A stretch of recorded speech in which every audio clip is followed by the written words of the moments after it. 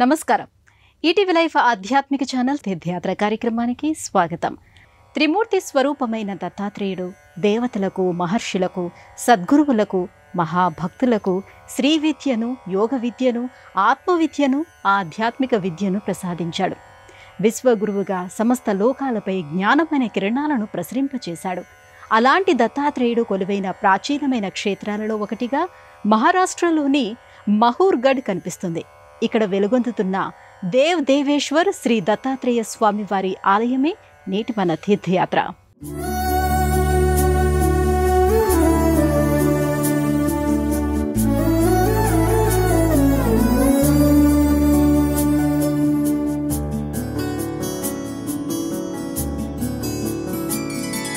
అనంత సంసార సముద్రతార నౌకాయితాభ్యా గురుభక్తిదాభ్యా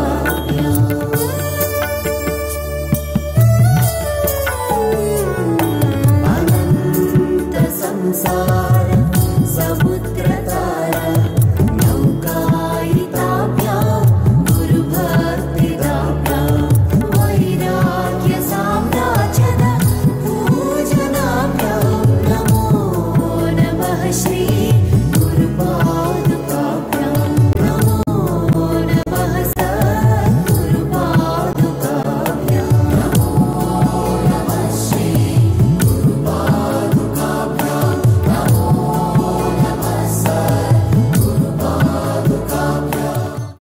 మహారాష్ట్రలో ఎన్నో పురాణ సంబంధమైన క్షేత్రాలు కనిపిస్తాయి. మహారాష్ట్రలో ఏ మూలకు వెళ్లినా అవధూతలు, యోగులు, సిద్ధపురుషులు, సద్గురువుల జీవిత చరిత్రలు వినిపిస్తూ ఉంటాయి. వారి మహిమలు కథలు కథలుగా చెవిన పడుతూ ఉంటాయి. అందువలనే ఇక్కడ శైవ, వైష్ణవ, శక్తి క్షేత్రాలతో పాటు గురుక్షేత్రాలు కూడా విరాజిల్లుతూ ఉంటాయి. ఆ వరుసలోనే మనకి మహూర్గఢ్ కనిపిస్తుంది. మహూర్ ఓ మహాక్షేత్రం. అనేక పురాణ సంబంధమైన కథనాలతో ఈ క్షేత్రం ముడిపడి ఉంటుంది. ఇక్కడ ఎటువైపు చూసినా ఎత్తైన అడవిని ఆక్రమించిన కొండలు, లోయలు, వాగులు కనిపిస్తూ ఉంటాయి. ఈ కొండలు దత్తాత్రేయ స్వామివారి పాదస్పర్శచే పునీతమైనవని స్థల పురాణం చెబుతోంది.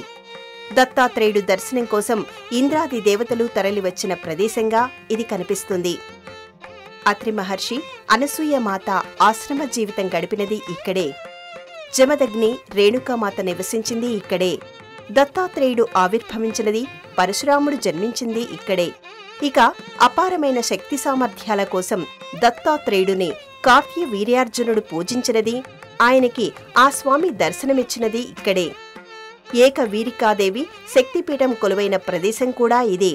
ఇలా ఎన్నో విశేషాలకు నెలవుగా మహూర్ కనిపిస్తుంది.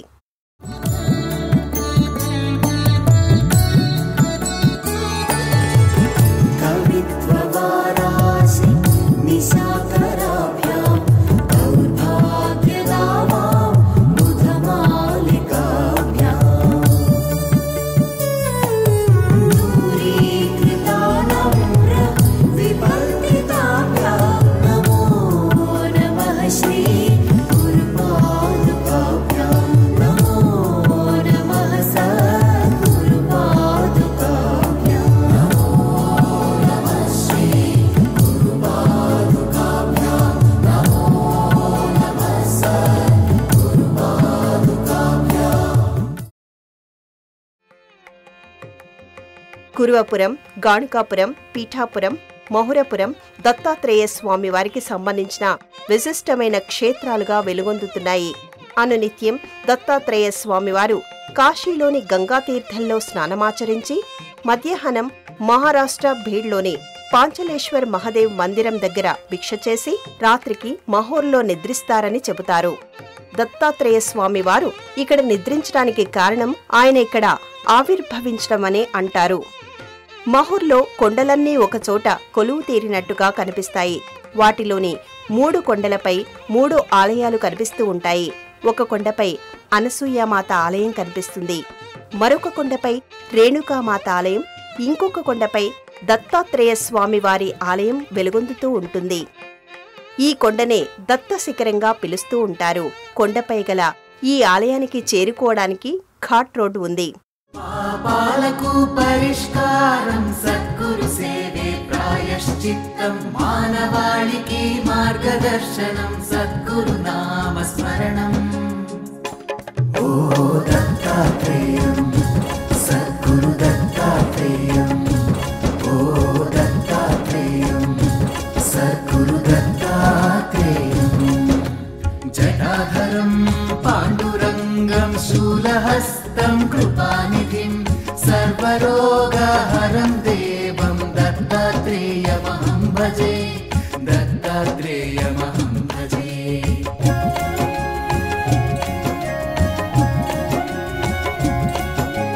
జగదుత్పత్తికర్త్రే చ స్థితి సంహార హేతవే భవనాశ విముక్తాయ దత్తాత్రేయ నమోస్తుతే, దత్తాత్రేయ నమోస్తుతే. దత్త శిఖరంగా పిలువబడే ఈ కొండపైనే ఒకప్పుడు దత్తాత్రేయ స్వామివారు ధ్యానం చేసుకునేవారని చెబుతారు. అనునిత్యం ఆయన రాత్రి వేళలో ఇక్కడే నిద్రిస్తారని అంటారు. సాధారణంగా దత్తక్షేత్రాలలో గర్భాలయంలో స్వామివారి పాదుకలు మాత్రమే కనిపిస్తూ ఉంటాయి. కానీ ఇక్కడ మాత్రం స్వామివారు మూర్తి రూపంగా దర్శనమిస్తూ ఉంటారు, ధన్యులను చేస్తూ ఉంటారు. దత్త శిఖరంపై విశాలమైన ప్రదేశంలో స్వామివారి ఆలయాన్ని నిర్మించారు. స్వామివారి సన్నిధికి చేరుకోవడానికి ముందు మనకి గణపతి మందిరం దర్శనమిస్తుంది. క్షేత్ర పాలకుడు వినాయకుడే. ఈ మందిరంలో స్వామి సింధూర వర్ణంలో కొలువై కనిపిస్తాడు. ఈ మూర్తిని చూస్తేనే ఇది ఎంతటి ప్రాచీన కాలం నాటిదనేది అర్థమవుతుంది. ముందుగా గణపతిని దర్శించుకున్న భక్తులు ఆ తర్వాత స్వామివారి మందిరం దిశగా కదులుతారు. సాధారణంగా దత్తాత్రేయ స్వామివారు త్రిమూర్తి స్వరూపంగా 3 శిరస్సులతో 6 భుజాలతో దర్శనమిస్తూ ఉంటాడు. శంకు చక్రాలు, త్రిశూల ఢమరుకాలు, కమండలం, పద్మాన్ని ధరించి ఉంటాడు. కల్పవృక్షం నీడలో స్వామివారు కొలువై ఉండగా ఆ స్వామి సన్నిధిలోనే కామధేను ఉంటుంది. స్వామివారి పాదాల చెంతనే కనిపించే 4 శునకాలు 4 వేదాలకు ప్రతీకలుగా చెబుతూ ఉంటారు. జ్ఞాన స్వరూపమైన స్వామివారి క్షేత్రాలలో చాలా ప్రదేశాలలో పాదుకలకు మాత్రమే పూజాభిషేకాలు జరుగుతూ ఉంటాయి. అయితే ఇక్కడ మాత్రం స్వామివారు విగ్రహ రూపంలో దివ్యమైన వర్చస్సుతో వెలిగిపోయే 3 ముఖాలతో అలరారుతుంటారు. పాలరాతి మూర్తిగా స్వామివారి రూపం సమ్మోహితులను చేస్తుంది. కృతయుగం నాటి ఈ క్షేత్రంలో అడుగు పెట్టడమే అదృష్టమని అనిపిస్తూ ఉంటుంది. ఆ పక్కనే గతంలో దత్తాత్రేయ స్వామి ధ్యానం చేసుకున్న ప్రదేశం కనిపిస్తుంది. చూడడానికి ఇది రాతిని తొలచిన గుహ మాదిరిగా కనిపిస్తుంది. ఇక్కడి చిన్నపాటి వేదికపై ఒక విభూతి రాశి కనిపిస్తూ ఉంటుంది. అనునిత్యం ఇక్కడ దత్తాత్రేయ స్వామి వారికి హారతి జరుగుతూ ఉండగా గాలిలో నుంచి ఈ ప్రదేశంలో విభూతి రాలుతూ ఉంటుందని చెబుతారు. ఈ విభూతి ఎంతో పరిమళాన్ని కలిగి ఉండటం విశేషం. ఎంతో కాలంగా అలా గాలిలో నుంచి రాలుతూ వచ్చిన విభూతి ఇలా ఒక శివలింగం పైభాగం మాదిరిగా కనిపిస్తూ ఉంటుంది. స్వామివారు ఇప్పటికీ ఇక్కడ ప్రత్యక్షంగా ఉన్నారనడానికి ఇది ప్రత్యక్ష నిదర్శనమని చెబుతూ ఉంటారు. స్వామివారి లీలా విశేషాలలో ఇప్పటికీ ఇది ప్రత్యక్షంగా జరుగుతున్నదిగా వివరిస్తూ ఉంటారు.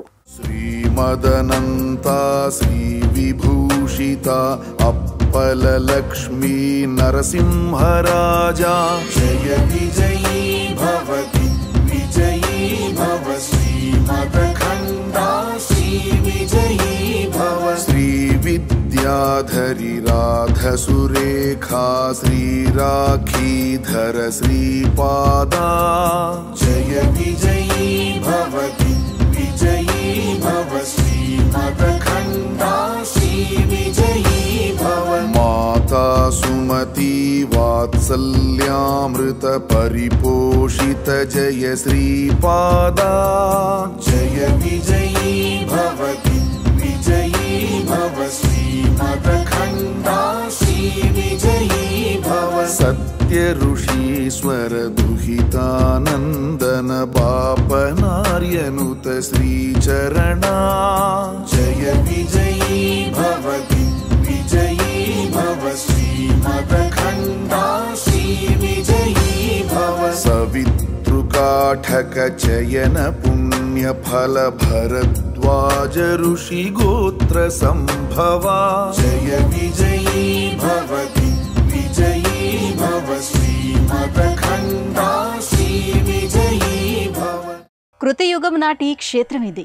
అప్పటి నుంచి ఎంతో మంది దేవతలు, మహర్షులు, యోగులు, సిద్ధులు ఈ క్షేత్రాన్ని దర్శిస్తూ వచ్చారు.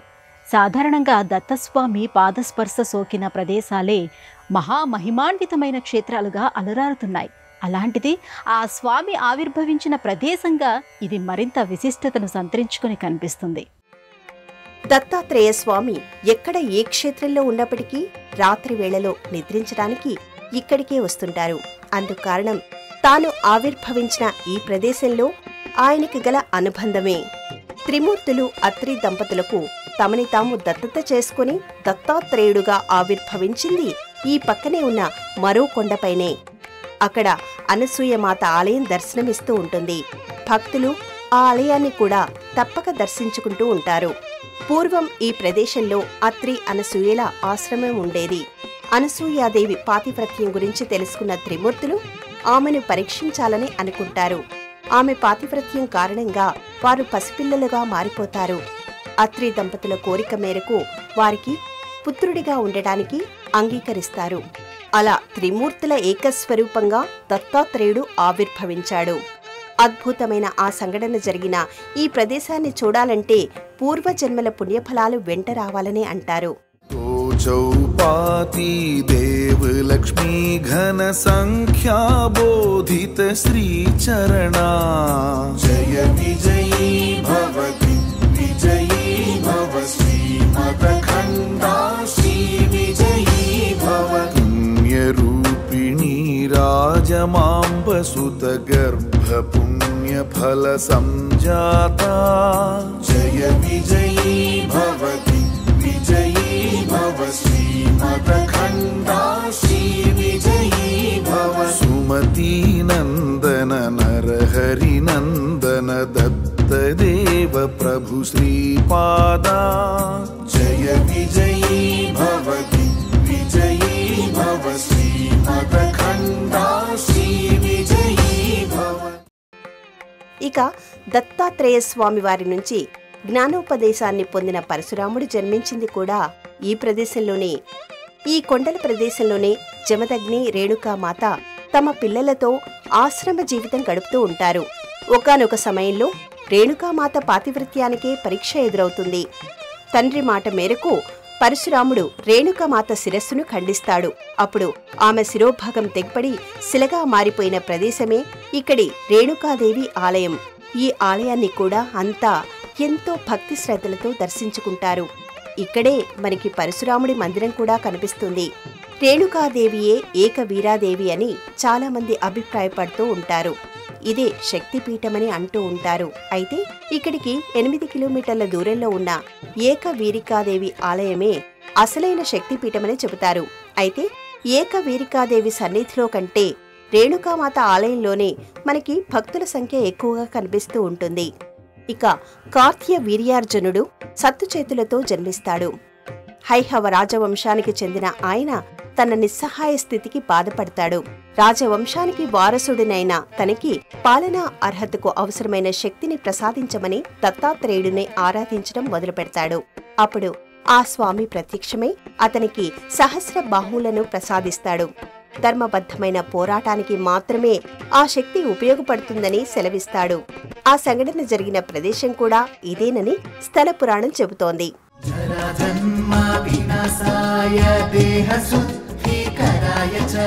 దిగంబరా దయామూర్తే దత్తాత్రేయ నమోస్తుతే దత్తాత్రేయ నమోస్తుతే.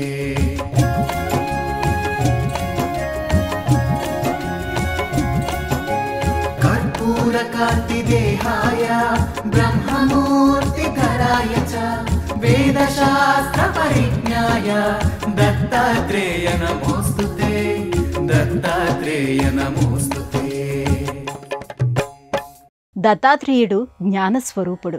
జ్ఞాన సంబంధమైన విషయంగా ఆయనను ఇంద్రాది దేవతలు, మహర్షులు ఆశ్రయించారు.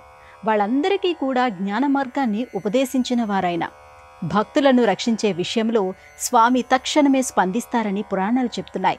భక్తులు తన నామాన్ని 7వసారి పలికే సమయానికి స్వామి సాయం అందుతుందని ఆధ్యాత్మిక గ్రంథాలు వివరిస్తున్నాయి. సృష్టి ఉన్నంత వరకు దత్తాత్రేయుడు ఉంటాడు. దత్తాత్రేయుడు ఉన్నంత వరకు ఆయన అనుగ్రహం అందుతూనే ఉంటుంది.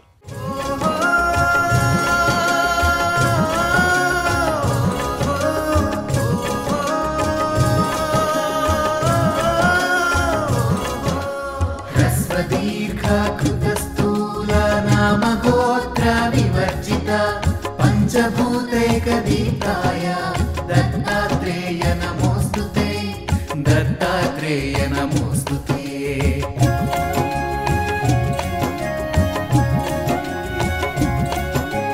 యజ్ఞభోక్తే చ యజ్ఞాయ యజ్ఞరూపధరాయ చ యజ్ఞప్రియాయ సిద్ధాయ దత్తాత్రేయ నమోస్తుతే, దత్తాత్రేయ నమోస్తుతే. దత్తాత్రేయుడిని దేవతలు, మహర్షులు, యోగులు, సిద్ధులు సేవిస్తూ ఉంటారు. బ్రహ్మదేవుడి మొదలు కార్తికేయుడు, పరశురాముడు, హనుమంతుడు, ప్రహ్లాదుడు ఇలా ఎంతో మందికి స్వామివారు ఆత్మ విద్యను, యోగ విద్యను, శ్రీ విద్యను ఉపదేశించినట్టుగా ఆధ్యాత్మిక గ్రంథాలు చెబుతున్నాయి. అలాంటి దత్త దర్శనం వల్ల అజ్ఞానమనే చీకటి తెరలు తొలగిపోతాయనేది మహర్షుల మాట. దత్త భగవానుడు ఊహలకు, అంచనాలకు అందనివాడు. ఆయనను ఎవరూ పరీక్షించలేరు. ఆయన పరీక్షల నుంచి ఎవరూ తప్పించుకోలేరు. భక్తులను పరీక్షించడంలో దత్తాత్రేయుడు ముందు ఉంటాడు. ఆయన ఏ రూపంలో వచ్చి ఎలా పరీక్షించినా అందులో తాము నెగ్గాలని చాలా మంది భక్తులు అనుకుంటూ ఉంటారు. కాని ఆయన పెట్టిన పరీక్ష ఏమిటనేది అది పూర్తయిన తర్వాతనే అనుభవంలోకి వస్తూ ఉంటుంది. తన పరీక్షకి నిలిచిన భక్తుల బాగోగులను దత్తుడే చూసుకుంటూ ఉంటాడనే బలమైన విశ్వాసం కనిపిస్తూ ఉంటుంది. అలాంటి ఈ దత్తక్షేత్రంలో దత్త జయంతిని ఎంతో వైభవంగా నిర్వహిస్తూ ఉంటారు. ఆ రోజున దూర ప్రాంతాల నుంచి సైతం భక్తులు పెద్ద సంఖ్యలో తరలివస్తుంటారు. దత్తాత్రేయ స్వామి వారి క్షేత్రంలో అడుగు పెట్టడం వల్ల దుష్టశక్తుల పీడ నుంచి, గ్రహ సంబంధమైన దోషాల నుంచి విముక్తి కలుగుతుందని భావిస్తూ ఉంటారు. స్వామి దర్శనం ఫలితంగా సకల శుభాలు చేకూరుతాయని విశ్వసిస్తూ ఉంటారు.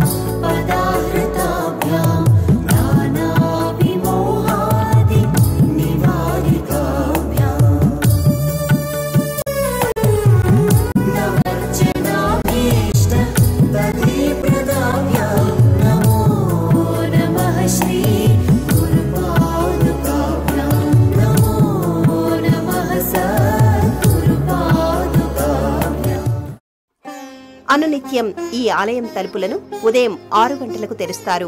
రాత్రి 8 గంటల వరకు దర్శనానికి అనుమతి ఉంటుంది. ఈ ఆలయం ఎత్తైన కొండపై ఉండటం వల్ల, దూర ప్రాంతాల నుంచి భక్తులు వస్తుండటం వల్ల ఆలయం తలుపులు ఉదయం నుంచి రాత్రి వరకు తెరిచే ఉంచుతారు.